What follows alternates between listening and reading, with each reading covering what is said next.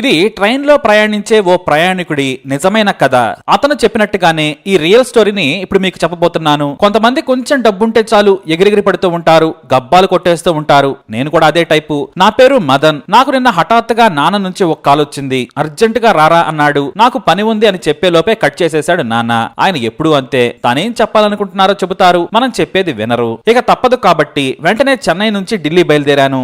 సాయంత్రం railway station కు చేరుకున్నాను. రిజర్వేషన్ లేదు. అసలే ఎండాకాలం. ఇక చూడండి, స్టేషన్ మొత్తం కిక్కిరిసిపోయింది. ఇంతలో గ్రాండ్ ట్రంక్ ఎక్స్ప్రెస్ రానే వచ్చింది. సీటు సంగతి దేవుడెరుగు. లోనికి వెళ్తే చాలానట్టుంది పరిస్థితి. నేనొక్కడనే కాబట్టి ఎలాగో ఓ జనరల్ స్లీప్ లోకి ఎక్కేశాను. టీసీ వస్తే ఫైన్ కట్టడానికి కూడా రెడీ అయ్యాను. ఎందుకంటే తప్పదు, రద్దీ విపరీతంగా ఉంది. కాలు పెట్టడానికి కూడా అక్కడ స్పేస్ లేదు. మెల్లిగా లోపలికి వెళ్లగానే ఓ బెర్త్ మీద బక్క పల్చగా ఉన్న పెద్దాయన పడుకొని ఉన్నాడు. అప్పుడే రావడం పడుకోవడం కూడా జరిగిందా అనుకున్నాను. సార్ మీరు ఏమనుకోనంటే సీటు చివరన సర్దుకుంటాను ప్లీజ్ అన్నాను.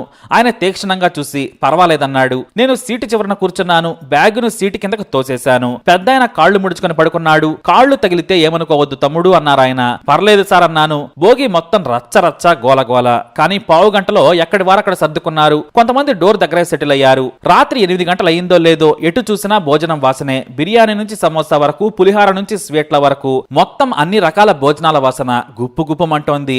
ఎవరి ప్యాకెట్లు వాళ్ళు విప్పుకుంటున్నారు. ఇక నేను కూడా నా బ్యాగ్ తీశాను. ఇంతలో పెద్దాయన కూడా బ్యాగ్ తీసి ఏదో చిన్న బాక్స్ లో నుంచి సర్వప్ప బయటకు తీశాడు. కాస్త తీసుకోండి అన్నారు. చూడటానికి అది అద్భుతంగా ఉంది. కానీ మొహమాటం నటించి వద్దు సార్ అన్నాను. నేనేమో నా శాండ్విచ్ బయటకు తీసి కాస్త మోడర్న్ గా నా స్టైల్లో నా బయట నేను లాగాను. సార్ నా పేరు మదన్, ఇస్రోలో జాబ్ చేస్తున్నాను అన్నాను. ఆయన ఒక్కసారిగా వావ్ మీరు ఇస్రోనా అని చేయి చాచారు. నాకు కాస్త గర్వం పెరిగింది. నేను మామూలుగా ఏసీలోనే వెళతాను సార్, కానీ అర్జెంట్ గా పని ఉండడం వల్ల ఈ స్లీపర్ లోకి వచ్చేశాను. అవునా అన్నట్టుగా తలూపారు ఆయన. నేను ఇస్రో అని చెప్పగానే ఆయన నా వైపు గౌరవంగా చూసినట్లు నాకు అనిపించింది. ఎందుకంటే ఇస్రో అంటే మామూలు విషయం కాదు కదా.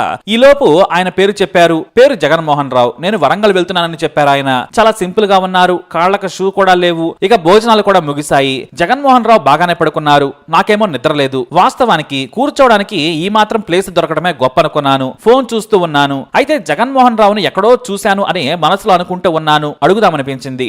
ఎందుకులే ఆయన పడుకున్నారు, ఇంకొన్ని గంటలాగితే నేను కూడా దిగిపోతాను. ఆయనతో పరిచయం అవసరమా ఏంటి అనుకున్నాను. నేను నా ఖరీదైన ఐఫోన్ లో ఏదో చదువుకుంటూ ఉన్నాను. ఈ లోపు జగన్మోహన్ రావుకు మధ్యలో 2-3 ఫోన్లు వచ్చాయి. ఆయన ఏదో నార్మల్ గా ఆండ్రాయిడ్ ఫోన్ వాడుతున్నారు, కానీ చాలా సీరియస్ గా ఫోన్ మాట్లాడుతున్నారు. అప్పుడప్పుడు ఏదో మెసేజ్లు టైప్ చేస్తున్నారు. రాత్రి 12 గంటలైంది. అంతా నిశ్శబ్దం. సీటు ఉన్నా లేకున్నా ఎవరికి వాళ్ళు సర్దుకొని పడుకున్నారు. నాకు చదవడం మీద బోరు కొట్టి గేమ్ ఆటం స్టార్ట్ చేశాను. రైలు వేగం పుంజుకుంది. కాస్త చల్లగాలి వస్తోంది. చీకట్లో అక్కడక్కడ ఫోన్ల వెలుగులు భోగిలో కాంతివంతంగా కనిపిస్తున్నాయి. ఇంతలో ఎదురుగా ఉన్న బెర్త్ మీద వృద్ధుడు ఆయాసపడుతూ ఉన్నాడు. మూలుగుతున్నాడు. అతని కొడుకొచ్చి ఏమైంది నాన్నా అంటున్నాడు. కానీ అతను మాట్లాడలేకపోతున్నాడు. నేను లేచి లైట్ వేశాను. ఏమైందన్నాను. తీరా చూస్తే ఆయన నోట్లో నుంచి నురగ వస్తోంది. ఎవరైనా డాక్టర్ ఉన్నారా అని గట్టిగా కేకలు వేశాను. ఎవరో రాలేదు. అతని కొడుకు అటు ఇటు తిరుగుతూ ఎవరైనా డాక్టర్ ఉన్నారా అన్నాడు. అసలు ఈ స్లీపర్ లో డాక్టర్లు ఎందుకు ఎక్కుతారు? ఉంటే వాళ్ళంతా ఏసీలో వెళ్తారు కదా. పాపం ఈ వృద్ధుడి పరిస్థితి ఏంటా అనుకున్నాను. అయితే సడన్ గా నా పక్కన పడుకున్న జగన్మోహన్ రావు టక్కుమని లేచారు.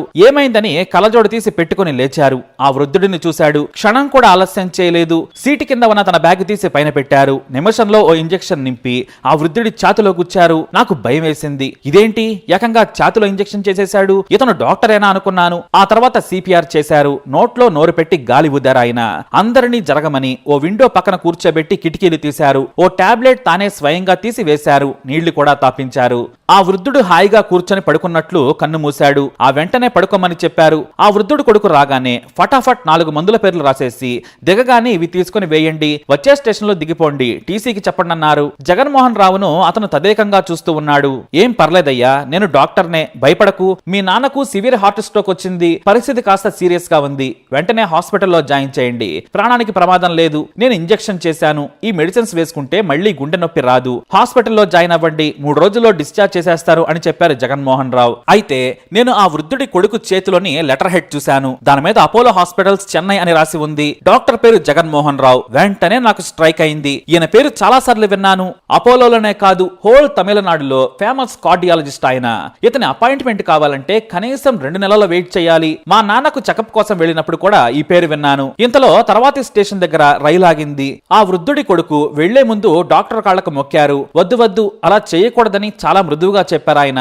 కార్డియాలజిస్ట్ కు చూపించండి, నేను చిట్టీలో రాశాను. మందుల పేర్లు చూస్తే వాళ్ళకే అర్థమైపోతుందని చెప్పారు. ఆ రోగి కొడుకు తండ్రిని తీసుకెళ్లాడు. టీసీ కాస్త సాయం చేయడంతో అంబులెన్స్ కూడా స్టేషన్ బయటే ఉంది. ఇంత పెద్ద డాక్టర్ ముందు నేను ఇంతకు ముందు గప్పాలు కొట్టాను, నేను మామూలుగా ఏసీలో వెళ్తాను అని ఆయన ముందే పోజు కొట్టినందుకు నాకు సిగ్గనిపించింది. అతని సాధారణ ఫోన్ చూసి నేను ఇంకా తక్కువ అనుకున్నాను. వాస్తవానికి ఆయన ముందు నేనెంత తప్పు చేశానని తలదించుకున్నాను. రైలు వెళుతోంది. వరంగల్ స్టేషన్ కు దగ్గరకు రాగానే డాక్టర్ గారు లేచారు. ఇక నేను తట్టుకోలేక అడిగేశాను, సార్ మీరేంటి ఇలా సాదాసీదాగా స్లీపర్ లో వెళ్తున్నారు అన్నాను. నేను ప్రతి శనివారం మా ఊరు వెళతాను. అది చిన్న పల్లెటూరు. కాలేజీ వరకు నేను అక్కడే పెరిగాను. మంచి డాక్టర్ అక్కడ ఉండరు. అందుకే ఆదివారం పూట అక్కడ మా ఇంట్లోనే పేదలకు ఫ్రీగా ట్రీట్మెంట్ చేస్తాను. నా గురించి తెలిసిన వారు చుట్టుపక్కల గ్రామాల నుంచి పేషెంట్లు వస్తారు. వారికి ట్రీట్మెంట్ చేస్తూ ఉంటాను. మళ్ళీ ఆదివారం సాయంత్రం బయలుదేరి సోమవారం ఉదయం అపోలో పేషెంట్స్ ను చూస్తాను అని అన్నారు డాక్టర్. నేను చేసేది వైద్యమే కదా, స్లీపర్ కోచ్ లో డాక్టర్లు ఉండరు. అందుకే ఎవరికైనా ఉపయోగపడతానేమోనని